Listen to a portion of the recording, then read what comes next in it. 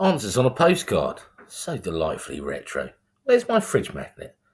Why do you love Test cricket? Its timeless, nuanced timbre, a lushly lyrical lullaby of lulls and giddy, heady heights. A polished palimpsest of layers, of history, intrigue, niche narratives, past players. The sucker of a ravishing smorgasbord, lavishing stats to feed the gluttonous greed of any sporting gourmand. Test sparkling serendipity of magically capturing, cosseting, and cradling the delicious idiosyncrasies and contradictions of team and individual contest. Stoked cerebral cauldrons, endlessly bubbling, boiling, again peppered with kaleidoscopic splinters of mental mishaps, flogging the noggin as much as the limbs out on the square, haunted physiques taunted by ice bar frigidity, lobes teased and tainted in another anonymous anodyne hotel room reeking of rigidity. Test cricket can be a callous cavorting master, a miserly mischievous mistress of disaster. Memories and moments are sport's true treasures, transcending the ubiquity of crass commercial iniquity, the emancipation of flagellated fans clinging to tall tales of tattered tribal totems and tarnished talismans, somehow no longer just saw scorching udders on the capitalist cash cow, mercilessly milked by avaricious, larcenous teams pilfering our pockets, pernicious arsonists torching our dreams. The unctuous army of upsets, balmy against the odds, seeing sporting gods halter, then falter, is like the holy altar for any acolyte and aficionado. Fist bumps for once, lady luck plumps for the ugly bloke. Smooches with the greasy-haired geek, not the chiselled cheek, bouncy buffon quiffed James Dean, more modern reference for younger demographics, Brad Pitt, baby Bieber wannabe. No flurry of Bill Murray, where the ghoulish day of the foolish groundhog is joyously jettisoned. The form card debunked, ripped to shreds, us agog, tongues and tails wagging like parched pampered pooches, as we all hail the fairy tale of the underdog.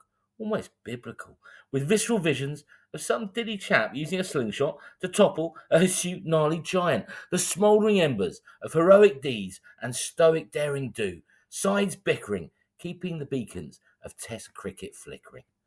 Do dare to dream, because one day, with a curious cocktail of no rhyme or reason, everything quite simply goes all your own way. Eureka! Like Conway, the Kaching Epiphany. Legends and myths intertwine into a wondrously woven tapestry of now and then. Do you remember when? I'll have a natter with the man of the moment. Mercurial, soon to be filthy IPL rich Mitch Santner. We knew he was a taller, canny, white baller exponent. With shades and spades of Danny, Mitchell was the surprise tormentor, and this will always be his glory story, with just a courteous nod and a cheeky wink to his mentor, Mr. Vittori. But it was to be Francis, a real turn-up for the history books. Mitch had never taken more than 3 wickets in a test before this tour, 32 years young, with a pretty dismal red ball average of 42. The Indian hush, the Kiwi rush, this was a lush purple patch, so plush, would make even Prince blush, proud as Ribena Punch. Well regarded and respected in franchise cricket circles, but seemingly Sisyphean struggles with a change of leathery hue.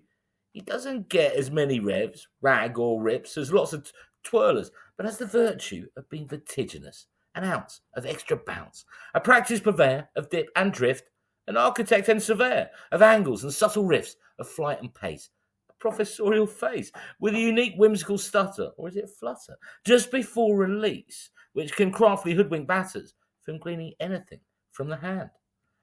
The lanky lefty who does bowl with guile and wiles, with style and a smile, sagacious soul, and a natural athlete, can wield a timber blade, agile, quick feet, a fine fielder, febrile. That ballistic missile to run out pantomime pan. His arm reeked of rum-soaked Caribbean calypso charm. The wrist snap, the lowered lateral lever, like skimming stones. Oh, and Santa's also a dab hand, but wasting a good walk. A bit of a whiz at that baseball pastime penchant, playing off scratch. So maybe new idea to hatch, De La Soul and superstition got it wrong all along. And the magic lucky number is, after all, 13. 36 years since the Kiwis' last Test conquest in India, where they were led by their greatest ever player, the King of Swing, the wise wizard of Wobble, now Ataroa's favourite cricketing granddad, or maybe more apt, Grandalf, Richard Hadley.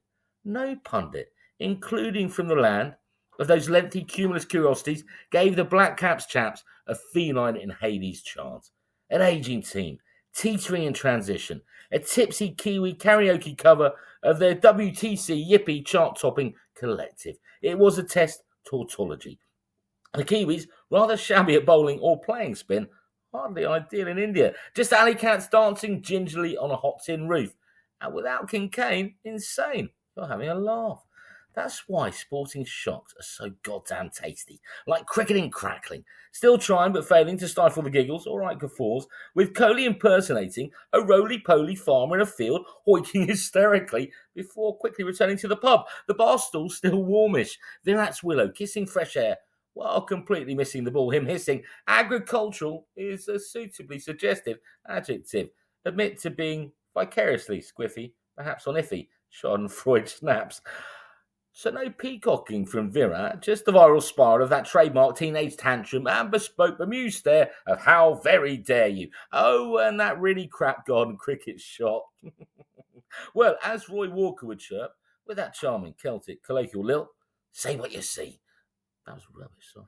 So this is curtains, creeping crepuscular shadows, gobbling the final encore of the gilded, golden generational old guard of four, Kohli, Sharma, and the savvy spin twins called Ravi.